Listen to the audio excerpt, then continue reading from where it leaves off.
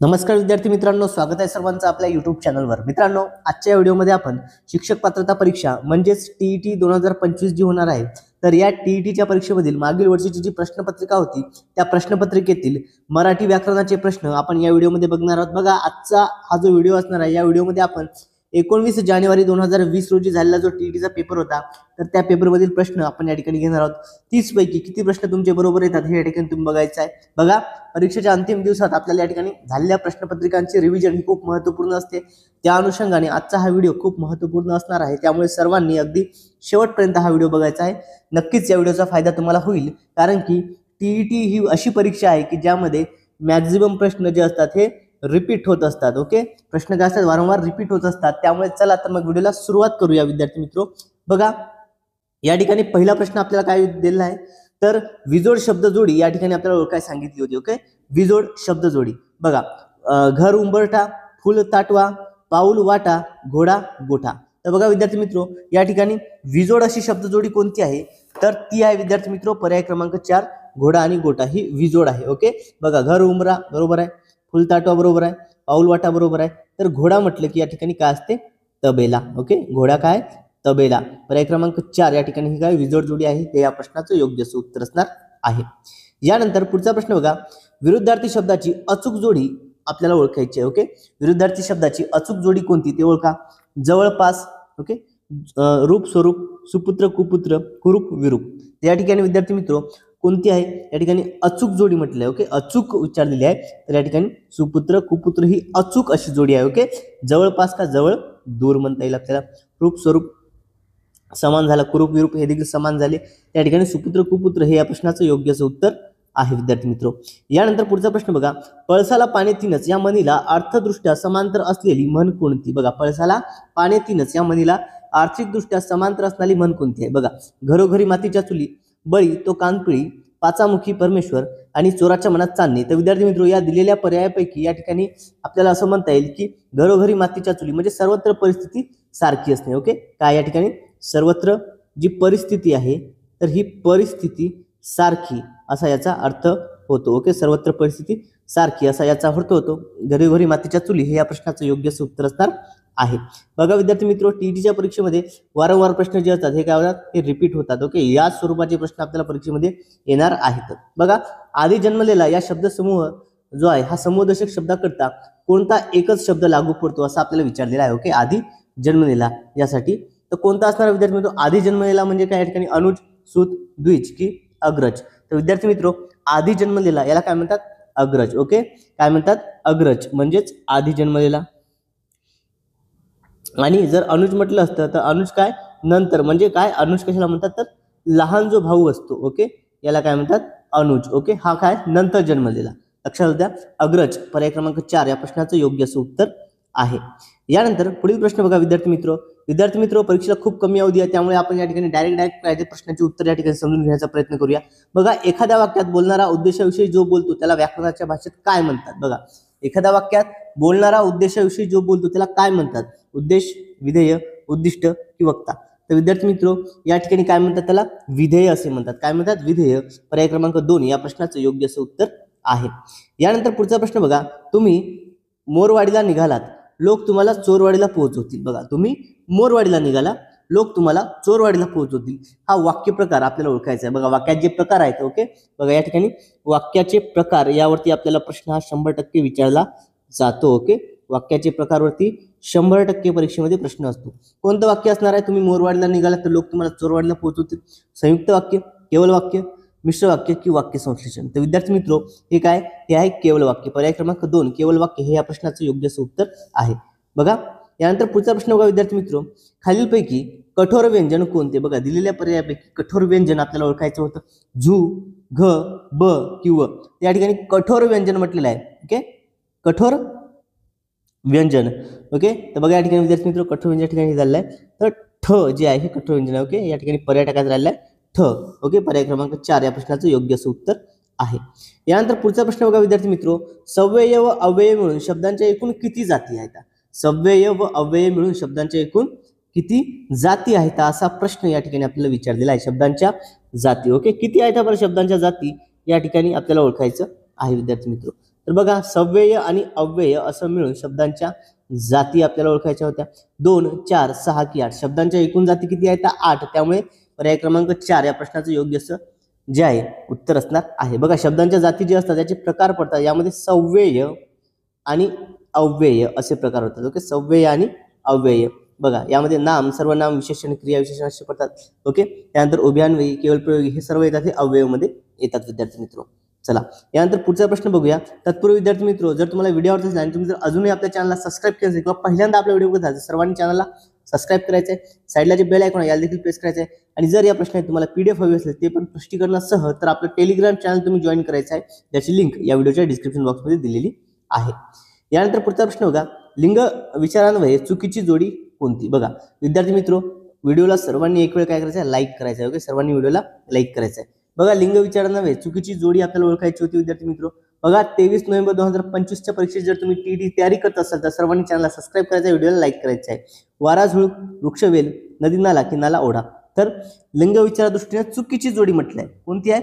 या ठिकाणी नाला ओढा. पर्याय क्रमांक 4 या प्रश्नाचं योग्य असं उत्तर आहे. यानंतर पुढचा प्रश्न बघा विद्यार्थी मित्र. वचन गटानुसार गटात न बसणारा शब्द कोणता? विहीर, गहू, शत्रू, लाडू. बघा या ठिकाणी वचन गटानुसार जो आहे कोणता बसणार नाही? तर विहीर. ओके, कोणता बसणार नाही? विहीर. पर्याय क्रमांक 1 या प्रश्नाचं योग्य असं उत्तर आहे. यानंतर पुढचा प्रश्न बघा विद्यार्थी मित्र. खालीलपैकी प्रत्ययरहित विभक्ती कोणती? प्रत्ययरहित, प्रत्यय नसलेली विभक्ती म्हटलं. ओके, बघा प्रत्यय नसलेली. संबोधन, प्रथमा, द्वितीया की चतुर्थी. कोणती आहे बरं ज्याला प्रत्यय नाही अशी विभक्ती? कोणती आहे विद्यार्थी मित्र? तर ती आहे प्रथमा. ओके, कोणती आहे? प्रथमा. ही काय? प्रत्यय रहित आहे. बघा द्वितीय जे याला सलाते, सलानाते. ओके, सलाते, सलानाते द्वितीय आणि चतुर्थीला येतात. ओके, त्यानंतर नो, ओ. ओके, नो, ओ संबोधन जे आहे त्याला काय? नो, ओ हे प्रत्यय येतात. त्यामुळे प्रत्यय रहित कोणती आहे? तर प्रथमा. हिला प्रत्यय कोणताच प्रत्यय नाही, ती आहे प्रथमा. ओके, चला एक वेळ सर्वांनी व्हिडिओ लाईक करायचा आहे आणि चॅनलला सबस्क्राईब करायचं आहे. यानंतर पुढचा प्रश्न बघा. फकीराचे अभंग या कविता संग्रहाचे कवी कोण आहेत? फकीराचे अभंग हे जो कविता संग्रह आहे तर या कविता संग्रहाचे कवी कोण आहेत असा प्रश्न या ठिकाणी आपल्याला विचारलेला आहे. ओके, संत तुकाराम, संत ज्ञानेश्वर, फमू शिंदे की विठ्ठल वाघ. तर विद्यार्थी मित्र, फकीराचे अभंग हा जो कविता संग्रह ह्या कोणाचा आहे? फमू शिंदे यांचा हा कविता संग्रह आहे. बघा फकीराचे अभंग. बघा विद्यार्थी मित्र, या ठिकाणी अनेक जे आहेत या ठिकाणी संत तुकाराम जे झाले हे सर्व कवी आहे. यामध्ये आपल्याला काय? संत तुकारामाचं काय? तर अभंग गाथा. ओके, संत तुकारामाची काय? अभंग गाथा. या ठिकाणी लक्षात होते आपल्याला. पर्याय ठिकाणी खूप महत्वपूर्ण आहे. संत ज्ञानेश्वर, पसायदान. ओके, कोणतं आहे? पसायदान. या व्यतिरिक्त साहित्य संपदा म्हटलं तर ज्ञानेश्वरी, भावार्थ दीपिका. ओके, या स्वरूपाचे विद्यार्थी मित्र आपल्याला या ठिकाणी लक्षात ठेवणं खूप गरजेचं आहे. ओके, चला यानंतर पुढचा प्रश्न घेऊया. पुढील प्रश्न बघा विद्यार्थी मित्र आपल्या स्क्रीनवरती आहे. के अत्रे म्हणजे प्रल्हाद केशव अत्रे यांना कोणत्या टोपण नावाने कविता लेखन केले आहे? बघा प्रल्हाद केशव अत्रे यांनी कोणत्या टोपण नावाने कविता लेखन केले असा प्रश्न या ठिकाणी आपल्याला विचारलेला आहे. केशवसूत. ओके, बघा पर्याय बघा या ठिकाणी. केशवसूत, केशवदूत, केशवकुमार की कुसुमाग्रज. कोणत्या नावाने केले आहे बरं? यांनी या ठिकाणी विद्यार्थी मित्र केशव कुमार या नावाने जे आहे कविता लेखन केलं आहे. प्रल्हाद केशव अत्रे यांनी काय? प्रल्हाद केशव अत्रे जे आहे तर के अत्रे यांनी केशव कुमार या नावाने कविता लेखन जे आहे ते केलं. यांचं टोपण नाव काय? केशव कुमार. ओके, बघा यानंतर विद्यार्थी मित्र केशवसूत जे आहे, ओके, हे जे आपल्याला केशवसूत दिलेलं आहे हे कोणाचं आहे बरं? तर हे कृष्णाजी केशव दामले यांचं. केशवसूत कोणाचं आहे? कृष्णाजी केशव दामले यांचं आहे केशवसूत. ओके, बघा कुसुमाग्रज कोण आहे? तर विवा शिरवाडकर, विष्णू वामन शिरवाडकर जे आहेत कुसुमाग्रज. ओके, कुसुमाग्रज कोणाला म्हणतात? विवा शिरवाडकर यांना कुसुमाग्रज असे म्हणतात. त्यानंतर अजून जे काय आहे या ठिकाणी महत्वपूर्ण या ठिकाणी आपण समजून घेऊया विद्यार्थी मित्र, जे की आपल्याला परीक्षेच्या दृष्टिकोनातून खूप गरजेचे आहे. ओके, बघा आता विद्यार्थी मित्र यामध्ये एक महत्वपूर्ण आहे ते म्हणजे राम गणेश गडकरी. ओके, बघा राम गणेश गडकरी. तर राम गणेश गडकरी यांनी जे आहे विद्यार्थी मित्र हे गोविंदग्रज. ओके, काय? गोविंदग्रज या नावाने ज्या यांनी या टोपण नावाने लेखन केलेलं आहे. ओके, गोविंदग्रज. अजून एक नाव यांचं बालकराम. ओके, गोविंदग्रज आणि बालकराम हे यांची दोन टोपण नावे आहेत. या ठिकाणी अजून महत्वपूर्ण म्हणजे आपल्याला एक महत्वपूर्ण लक्षात ठेवावं लागेल ते की रानकवी कोणाला म्हणतात. ओके, रानकवी आणि बालकवी. ओके, पहा, बालकवी आणि रानकवी या ठिकाणी हे प्रश्न विद्यार्थी मित्र यांच्यावरती प्रश्न आपल्याला येऊन गेलेले आहेत. हा IMP टॉपिक आहे आणि याच्यावरती आपल्याला 100% जो आहे या घटकावर 100% प्रश्न जो असा 23 नोव्हेंबर रोजी आपल्याला परीक्षेमध्ये दिसणार म्हणजे दिसणारच. त्यामुळे सर्वांनी व्हिडिओला लाईक करायचा आहे आणि हा पॉईंट लक्षात ठेवायचा आहे. ओके, बघा, बालकवी म्हटलं तर त्र्यंबक बापूजी ठोंबरे. ओके, बालकवी म्हटलं तर त्र्यंबक बापूजी ठोंबरे, बालकवी. ओके, बालकवी त्र्यंबक बापूजी ठोंबरे. आणि रानकवी या ठिकाणी म्हटलेलं आहे. तर रानकवी म्हटल्यानंतर लक्षात द्या कोण आहे. रानकवी कोणाला म्हणतात तर नाधो मनोहर. ओके, कोण आहेत नाधो मनोहर हे आहेत रानकवी. ओके, नाधो मनोहर यांना रानकवी म्हणून ओळखल्या जायचं. ओके, चला, या ठिकाणी विद्यार्थी मित्र हा खूप महत्वपूर्ण घटक आहे. IMP असा हा घटक आहे. यावर्षी आपल्याला 100% प्रश्न हा विचारला जाणार. कुसुमाग्रज म्हटलं की विवा शिरवाडकर. ओके, चला, यानंतर नेक्स्ट क्वेश्चन बघा. प्रत्येक चरणात 12 अक्षरे व य य य य हे गण ही कोणत्या वृत्ताची लक्षणे आहेत. बघा, प्रत्येक चरणात 12 अक्षरे व य य य ही गण ही कोणत्या वृत्ताची लक्षणे आहेत असा प्रश्न या ठिकाणी आपल्याला विचारलेला आहे. ओके, कोणता वृत्त असणार आहे. मालिनी, भुजंग प्रयात, वसंत तालिका, इंद्रवजा.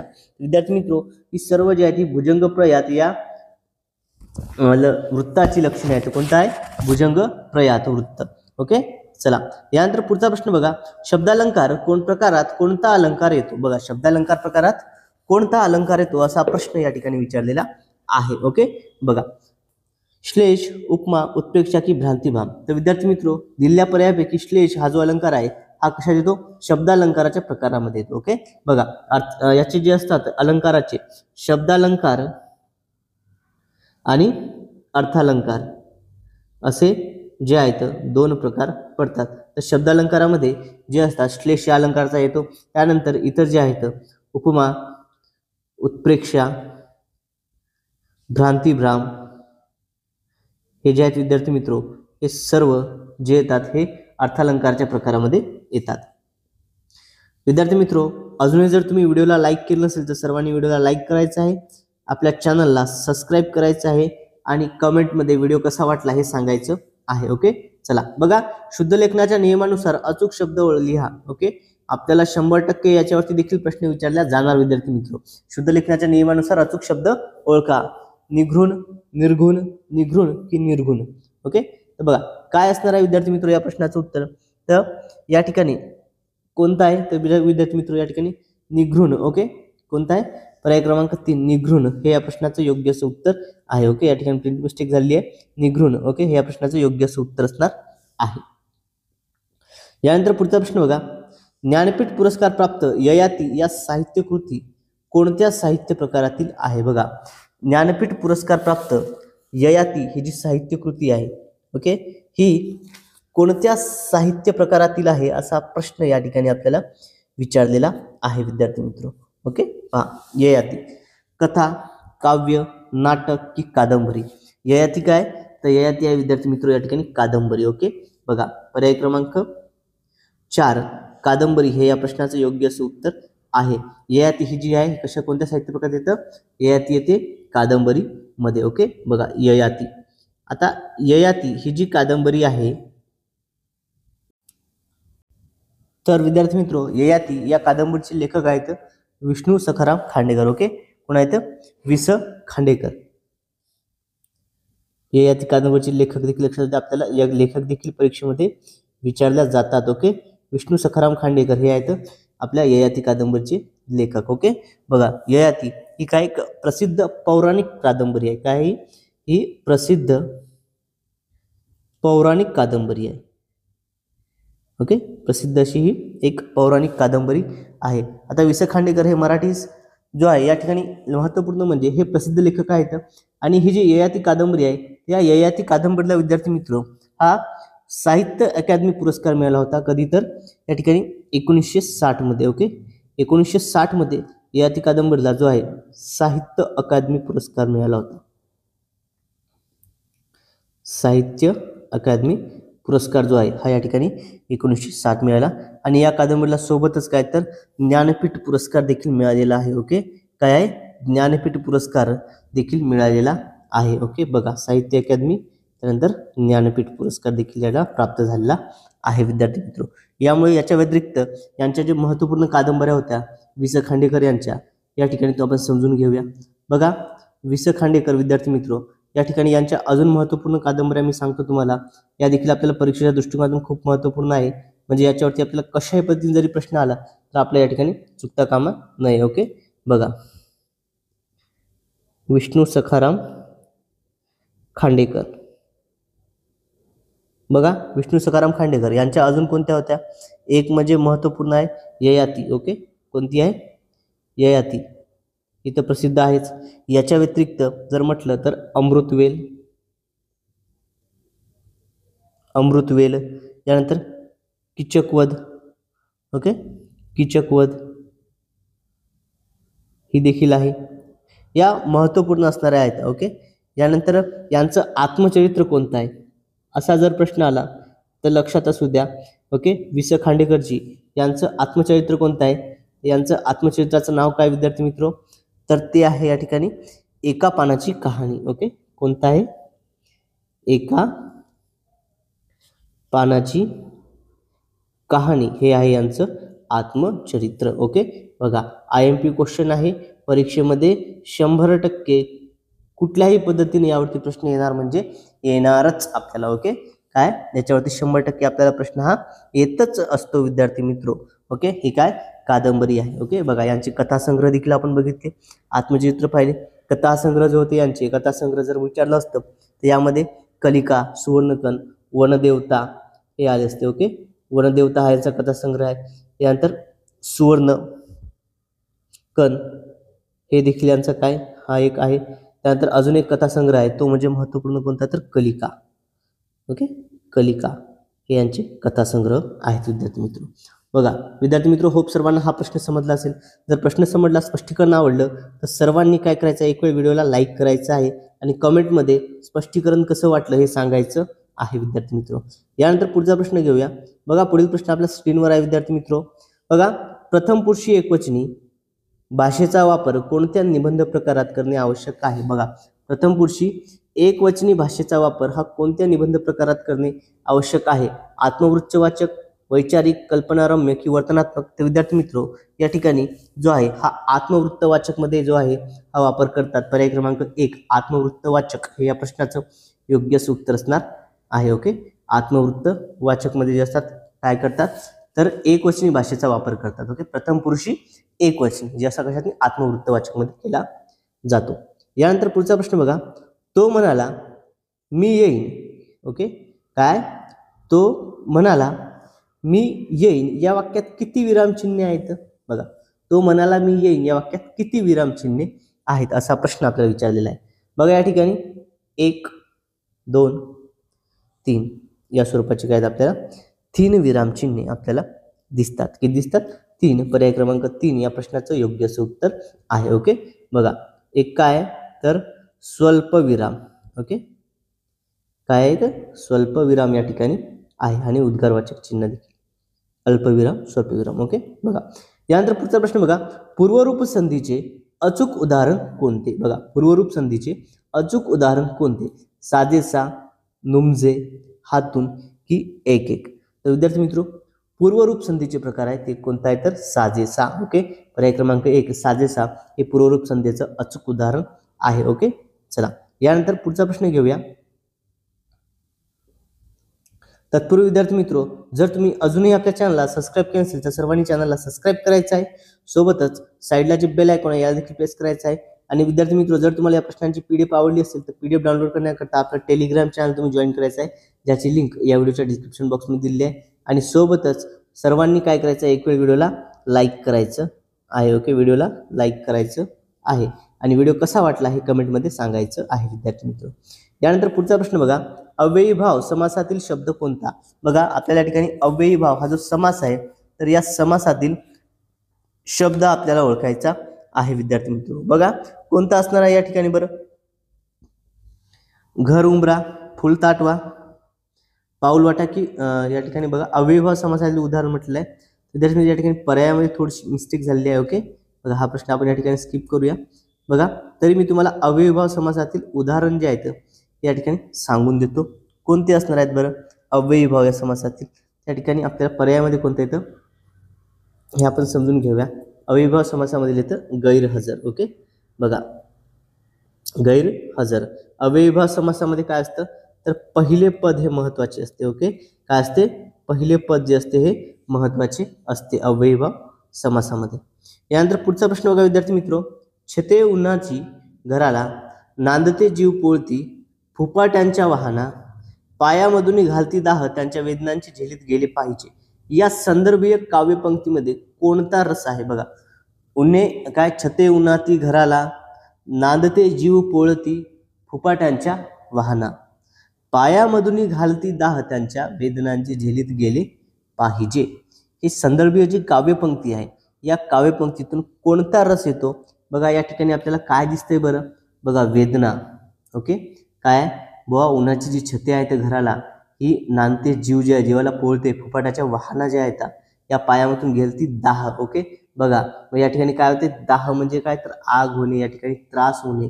ओके, मग हे सर्व काय वेदना झेलत आहे. वेदना झेलत आहे म्हणजे दुःख पीडा.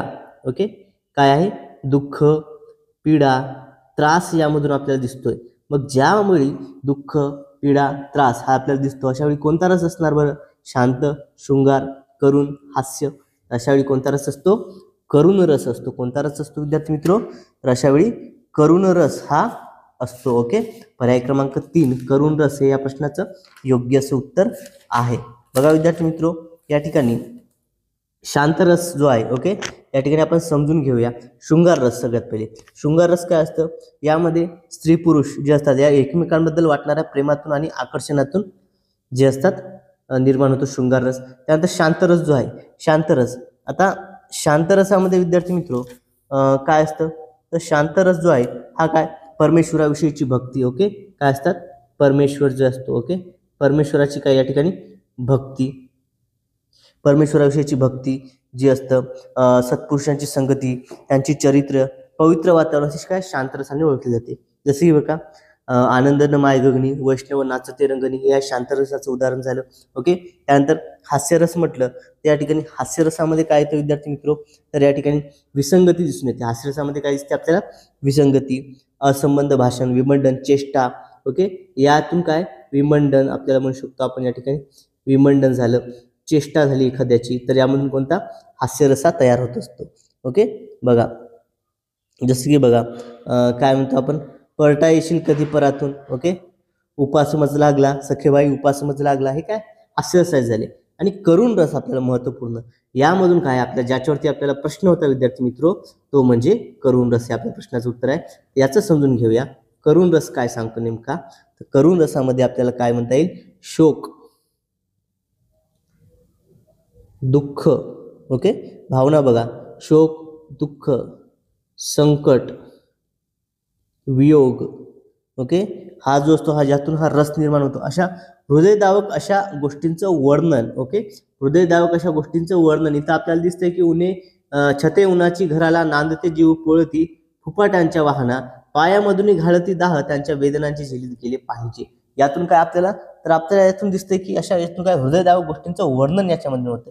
ओके, बघा हे कोण बोलले होता राजहंस माझा निजला आई म्हणून कोणी आईचं हाक मारी हे सर्व काय तर करुण रसचे उदाहरणं आहेत. आपल्या प्रश्नाचं उत्तर काय असणार आहे करुण रस. विद्यार्थी मित्र स्पष्टीकरण आवडलं असल्यास सर्वांनी व्हिडिओला लाईक करायचं आहे चॅनलला सबस्क्राईब करायचं आहे. ओके, बघा जर तुम्ही TET 2025 ची तयारी करत असाल तर तुम्ही चॅनलला सबस्क्राईब करायचं आहे. सोबतच विद्यार्थी मित्र आपण आपल्या व्हिडिओमध्ये चॅनलमध्ये जे आहे चॅनलवरती TET ची एक प्लेलिस्ट तयार केली आहे. ओके, TET ची काय एक प्लेलिस्ट तयार केली आहे ज्यामध्ये तुम्हाला मानसशास्त्र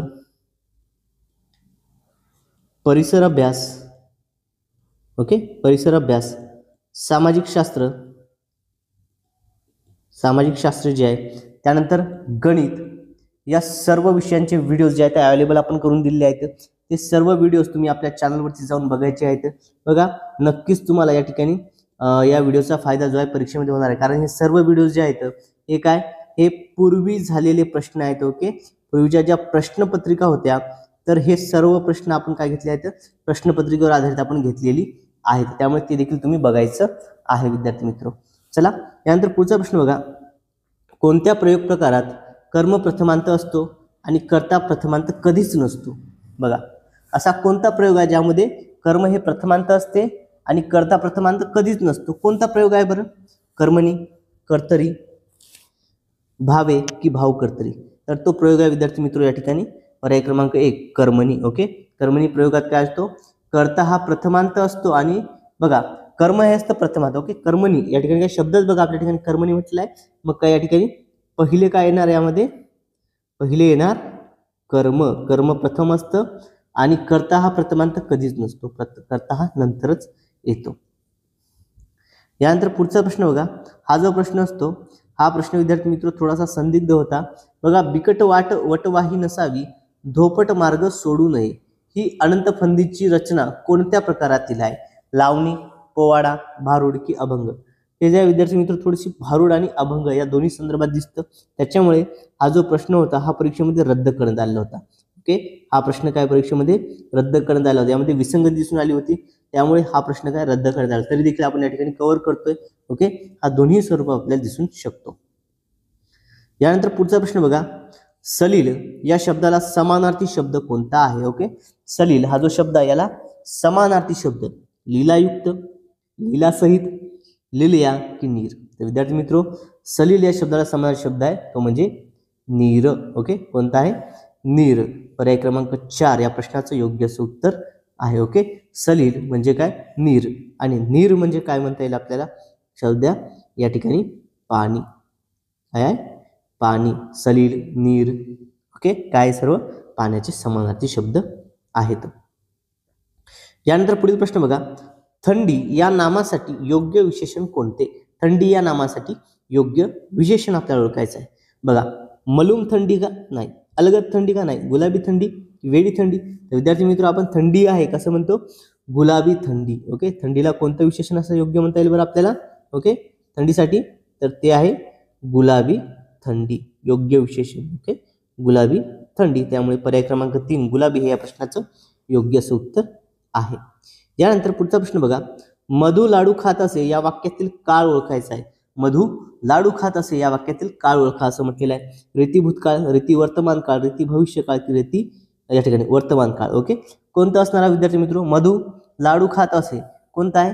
बघा, खात असे हे कोणतं आहे? तर भूतकाळाचं आहे, त्याच्यामुळे रीती भूतकाळ हे या प्रश्नाचं योग्य असं उत्तर आहे. ओके, बघा हा प्रश्न विद्यार्थी मित्र परीक्षेत जो आहे हा रिपीट झालेला आहे. ओके, हा काय रिपीटेड क्वेश्चन आहे. बघा या ठिकाणी आता हा जो या ठिकाणी हा एक आपल्याला दिसतोय, तर परिच्छेद बघा 28 ते 30 प्रश्न जे आहे खालील उतारा वाचून विचारलेल्या प्रश्नांची उत्तरे लिहा. ओके, बघा अशा स्वरूपाचा आपल्याला जो असतो उतारा दिलेला असतो. ओके, तर बघा याच्यामध्ये आपल्याला काय दिलेलं असतं विद्यार्थी मित्र? अशा उतारामध्ये आपल्याला जे असं हे उतारा हा व्यवस्थित कव्हर करायचा असतो. ओके, बघा मग या ठिकाणी हे आपल्याला या ठिकाणी बघावं लागेल की आपल्याला प्रश्न हे कशा पद्धतीचे असतात यावरून आपल्याला समजून घ्यावं लागेल. ओके, बघा कल्पक मुले ही वैयक्तिक आपली वैयक्तिक नव्हे तर राष्ट्राची संपत्ती मानून. ओके, पहा तर आता या ठिकाणी या स्वरूपाचे प्रश्न विचारले जातात. मग बघा चव चाखणे म्हणजे काय? तर चव चाखणे कशाला म्हणता येईल आपल्याला? तर चव चाखणे म्हणजे तोंड खाऊन पाहणे, रुचकर वाटणे, अनुभव घेणे की तोंडाला पाणी सुटणे. चव चाखणे म्हणजे अनुभव घेणे. आणि हा जो परिच्छेद आहे हा देखील विद्यार्थी मित्र रिपीट झालेला आहे. हा उतारा काय देखील काय रिपीट झालेला आहे परीक्षेमध्ये. ओके, बघा यानंतर राष्ट्रीय संपत्ती म्हणून कोणाचा उल्लेख केला आहे? राष्ट्रीय संपत्ती म्हणून कोणाचा उल्लेख केला आहे? तर ते बघा या ठिकाणी राष्ट्रीय संपत्ती म्हणून कोणाचा उल्लेख केलेला आहे? तर पहा, राष्ट्रीय संपत्ती म्हणून या ठिकाणी आपल्याला दिसून येतं की यामध्ये आहे बघा कल्पक मुले ही आपली वैयक्तिक नव्हे तर समाजाची व राष्ट्राची संपत्ती.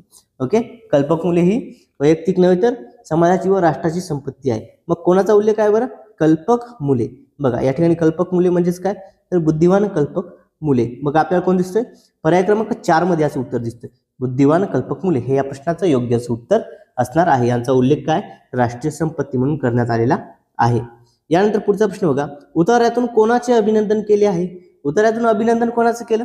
तर त्यांचंच केलं आहे, कल्पक व बुद्धिमान मुलांचं. पर्याय क्रमांक 2 या प्रश्नाचं योग्य असं उत्तर असणार आहे. ओके, बघा विद्यार्थी मित्र अशा पद्धतीने आपण टीईटीचा जो पेपर होता तर टीईटी 2025 करता आपण या ठिकाणी महत्त्वपूर्ण प्रश्नाची उत्तरं जी आहे घेतलेली आहेत. बघा या ठिकाणी विद्यार्थी मित्र, जर व्हिडिओ आवडला असेल आणि पहिल्यांदा जर आपला व्हिडिओ पाहत असाल तर सर्वांनी चॅनलला सबस्क्राईब करायचं आहे. अजूनही जर तुम्ही चॅनल सबस्क्राईब केलं असेल नक्कीच चॅनलला सबस्क्राईब करायचं आहे. आगामी परीक्षा दृष्टिकोनातून अजून महत्त्वपूर्ण सेशन आपल्या चॅनलवरती आपण घेणार आहोत. ओके, आणि सोबतच साईडला बेल आयकॉन प्रेस करायचं आहे म्हणजे येणारा प्रत्येक व्हिडिओची अपडेट तुम्हाला मिळत राहील आणि कोणताही व्हिडिओ तुमच्याकडून मिस होणार नाही. सोबतच जर या प्रश्नाची तुम्हाला PDF डाउनलोड करायची असेल तर PDF डाउनलोड करण्याकरता आपलं टेलिग्राम चॅनल तुम्ही जॉईन करायचं आहे, ज्याची लिंक या व्हिडिओच्या डिस्क्रिप्शन बॉक्समध्ये दिली आहे. सोबतच मला कमेंटमध्ये व्हिडिओ कसा वाटला हे सांगायचं आहे. ओके, बघा विद्यार्थी मित्र, सर्वांनी एक वेळ व्हिडिओला लाईक देखील करायचं आहे. विद्यार्थी मित्र, आजच्या या व्हिडिओमध्ये एवढंच. भेटूया तर पुढच्या व्हिडिओमध्ये. Thank you so much.